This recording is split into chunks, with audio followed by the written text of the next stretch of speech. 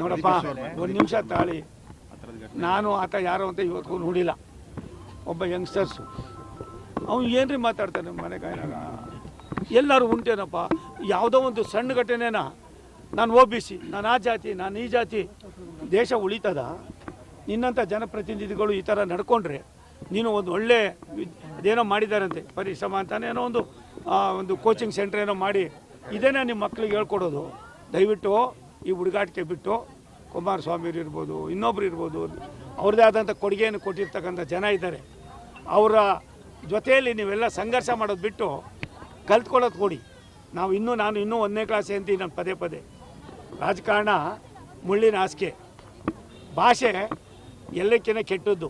ಆ ಭಾಷೆಯನ್ನು ನೀವು ಇದೇ ರೀತಿ ಇಟ್ಕೊಂಡು ಏನು ಮುಖ್ಯ ಮಾಡಬೇಕು ಅನ್ನೋ ನನಗೆ ಈ ನಿಮಿಷಕ್ಕೂ ಗೊತ್ತಿಲ್ಲ. ಅವತಾರ ಸಿಕ್ಕಿದ್ರೆ ನಾನು ಅವ್ರಿಗೆ ಏನೇನು ಹೇಳಬೇಕು ಹೇಳ್ತೀನಿ. ಒಳ್ಳೇದಲ್ಲ ಇದು. ನಾನು ಅಶೋಕ 40 ವರ್ಷ ಸ್ನೇಹಿತರು. ನಾನೇ ಬೇರೆ ಪಾರ್ಟಿಲಿದ್ದೆ, ಅವನೇ ಬೇರೆ ಪಾರ್ಟಿಲಿದ್ದು. ಅವ್ರು BJP ಇದ್ದರು, ನಾನು ಜನತಾ ಪಾರ್ಟಿಲಿದ್ದೆ. ಅವಾಗಿಂದ ದೋಸ್ತು. ಯಾವಾಗ ಸೇರ್ತಾ ಇರ್ತೀವಿ, ಅದಕ್ಕೇನಿದೆ.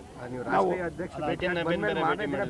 ಒಂದು ನಿಮಿಷಪ್ಪ, ನಾನು ಒಬ್ಬ ರಾಜ್ಯದ ಮತ್ತು ನನ್ನದೇ ಆದಂಥ ಇತಿಹಾಸವನ್ನು ಉಳ್ಳವನು. ನಾನು ನಮ್ಮ ಪಕ್ಷದ ನಾಯಕರುಗಳನ್ನು ಭೇಟಿ ಮಾಡೋದಕ್ಕಾಗಲಿ ಮತ್ತೊಂದಕ್ಕಾಗಲಿ ಇನ್ಯಾರನ್ನೂ ಕೇಳಿ ಹೋಗಬೇಕು ಅನ್ನೋ ಭಾವನೆ ಇಲ್ಲ. ನಾನು ಕೂಡ ಭಾರತ ಸರ್ಕಾರದ ಮಂತ್ರಿ ಇದ್ದೀನಿ. ಸನ್ಮಾನ್ಯ ನರೇಂದ್ರ ಮೋದಿಯವರ ಕ್ಯಾಬಿನೆಟ್ನಲ್ಲಿ ಮಂತ್ರಿ ಇದ್ದೀನಿ. ಆಗಿರೋದ್ರಿಂದ ನಮ್ಮ ರಾಷ್ಟ್ರೀಯ ನಾಯಕರು ಕರೆದಿದ್ರು, ಹೋಗಿದ್ದೆ. ಹೋಗಿ ಅಲ್ಲೇನೇ ಮಾತಾಡಬೇಕು ಮಾತಾಡಿರ್ತೀವಿ. ಗುಡ್ಡದೆ ಅಂದ್ರೆ ಏನು?